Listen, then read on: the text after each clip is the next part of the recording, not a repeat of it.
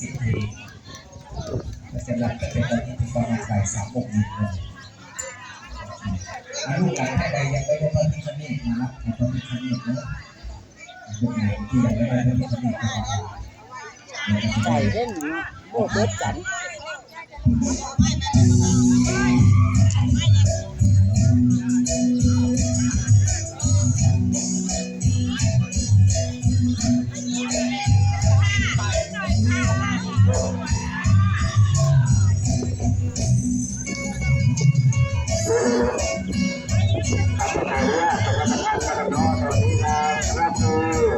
การนำของท่านพอจุฬาและก็ผู้ชูกันมาได้มีเริ่มทานมานะครับเนาะเพื่อแล้วจากท่านที่ตะวันออกเวลาที่ทางเทศเวลาเป็นโซดาน้ำโซดามะนาวเพราะฉะนั้นจะขอเรียนเชิญนะครับเพื่อการได้มาร่วมทำบุญทางวัดต้นศรีมาแล้วก็โรงงานจะได้กระทำที่งานของทำที่เจ้าเจ๋งเนาะเป็นโรงงานให้ครับเป็นให้เนาะท่านโดนตคนใหม่และตนโดนเนาะผู้ที่พบกับพอครัวครับตรงนี้โรงงานมาเป็นไทยครับพอเขากับมาหลับได้เด้อท่านใดที่ยังพอได้ก็ได้ที่ไหนที่หน้าวิหารหน้าโบสถ์ที่ละเพื่อการเรียนที่ที่ยังไม่ทำโรงงานน้ำมากับที่นักผู้ใหญ่ครับคณะกรรมการเขาได้เดินมาเด้อก่อนจะที่พอประสงค์ที่ทำโรงงานกันเป็นยกย่อได้ก็เสียได้ผมมีคนหลงยกจากรถจ้างอย่างนะครับผมเลยพูดไปด้วยครับเพื่อนกับทีมงานสุดยอดน้ำใจเราเนาะยิ้มเลยเด้อนางรำมาบนต้นยางหลบนะเบิ้งเอายิ้มเลยช่วยเหลือกันได้กับคนแย่งช่วยกันนั่นแหละครับ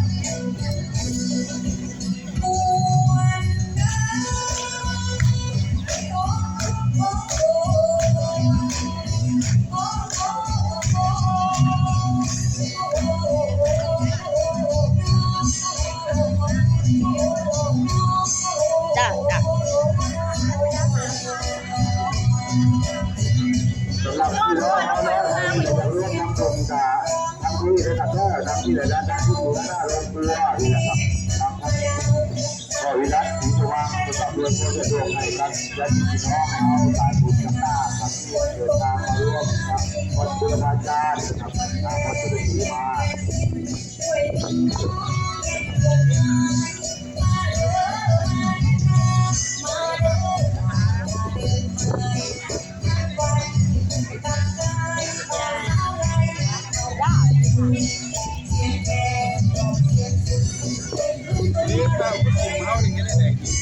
เอาได้แหละค่อยก็อย่ามันเอา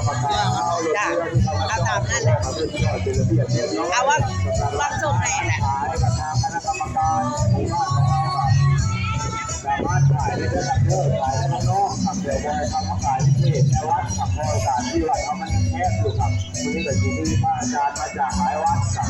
เรื่องมาทำพิธีรับโสดกับเพราะฉะนั้นต้องด้วยขอให้ร้านค้าร้านขายหลายกับที่ว่าขอให้ทุกท่านเราอนุญาตเขามาขายในบริเวณวัดครับเดี๋ยวขายตามกระโดดมาทางด้านนอกไปได้ครับ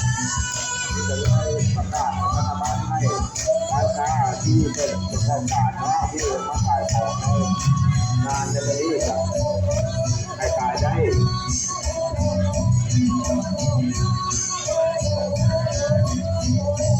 กับตอนนี้โรงงานหลายเจ้าแล้วกันเนาะของคนแม่ว่าดีกระโยงกับเจ้าโมจิโนกับงานปริญญาละมุนมานกับกับน้องสาวน้องสาวลูกดาวไม้ปืนผู้ดาวเนาะอันนี้เป็นทำโรงงานมาเป็นโรงงานกับเรียนคณะมาลงทางด้านที่ตะวันออกเด้อท่านใดที่ว่าเดินทางมาร่วมดูในวันนี้กับทางคณะกรรมการหรือว่าเจ้าภาพเจ้าคณะหรือวิจิตรการนำโรงงานมากับไอ้พี่น้องเนี่ยเอาอยู่กับช่วยกันกินได้กับจ่าเพื่อกินซึ่งแล้วก็กับและเมื่อบ้านเมื่อโรงงานกับร้านคนที่มาลำหลังเขาได้กินกับเราเอาไปกินเรียบร้อยแล้วก็ช่วยคนที่มาลำหลังกินที่น้อยผมแม่ว่าคนที่แล้วที่พ่อเพื่อนกับอันนี้จะยังเข้าไปพ่อครับโด ยกไม่พ้นมาไม่กินแน่ครับที่ก็ขอความกรุณาครับขอโทษหลายครับที่ผมประชาสัมพันธ์ตัวนี้ก็ได้ด้านคนมันหลังบริจิตระหว่างเอาคุณที่และก็ยกให้คุณข้างหลังเพราะเป็นว่าคุณที่และก็คุณพ่อนะอันนี้บอกกันไว้ก่อนนะครับว่า